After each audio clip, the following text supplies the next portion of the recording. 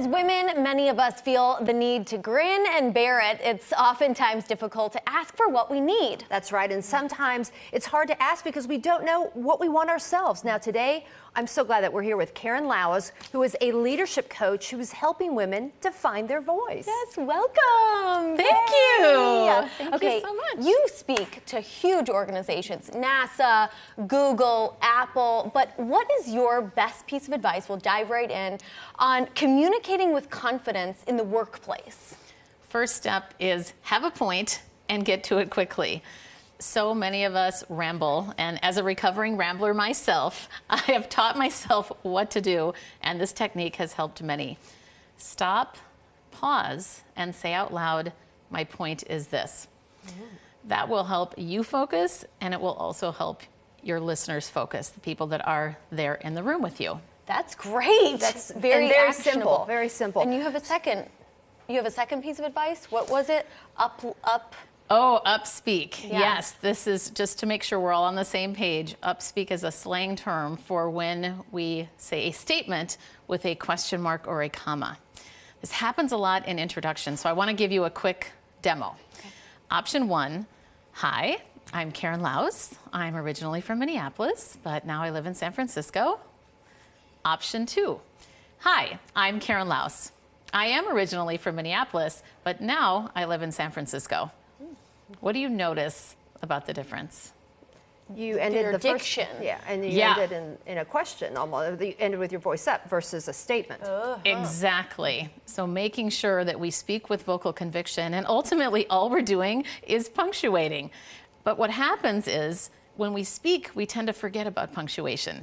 And oftentimes this happens in people's introduction where it becomes one long run-on sentence. And that's part of the problem. We've got to make sure that we speak with conviction so that we come across as more credible. So then how do women overcome then their insecurities and also learn to ask for what they either want or need? I see this all the time in negotiations.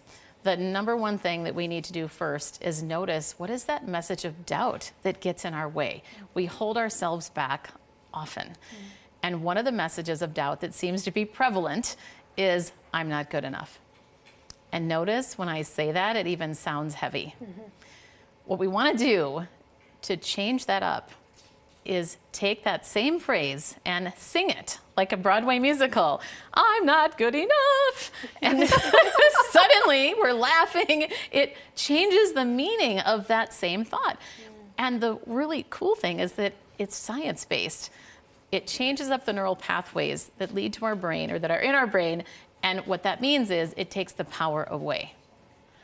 Interesting. Wow. Okay, and then you have one more tip. We, as women, but also men out there, tend to apologize all the time. But you say there's a better way to communicate. There is. And that is to say thank you for your patience instead. Let's say you're running behind, whether it's for a business meeting or even a personal appointment. Say thank you for your patience. We don't need to apologize unless we have actually wronged someone.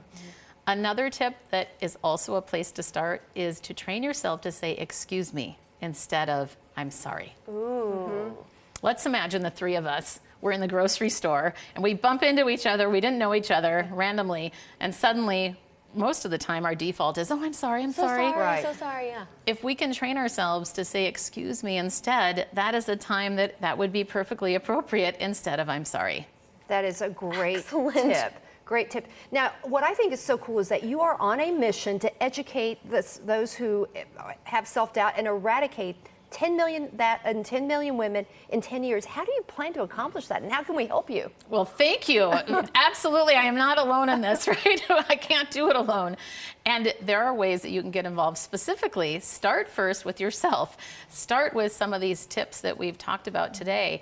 And from an ambassadorship perspective, you can actually become an ambassador of the mission 10 and 10, which is eradicating self-doubt in 10 years, by going to my website, which is KarenLaos.com.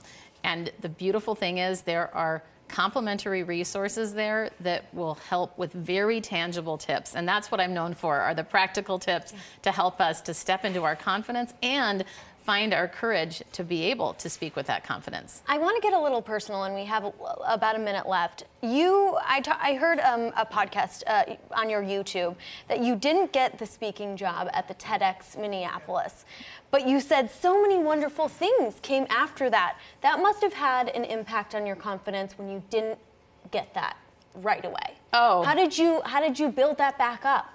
Well, I can remember the moment. It was a Sunday afternoon and I got the email, the dreaded one that says you didn't make the cut. I had initially gotten called back for an interview.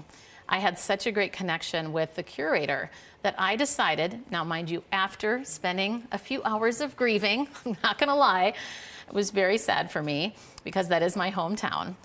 And I emailed her. I decided, you know what?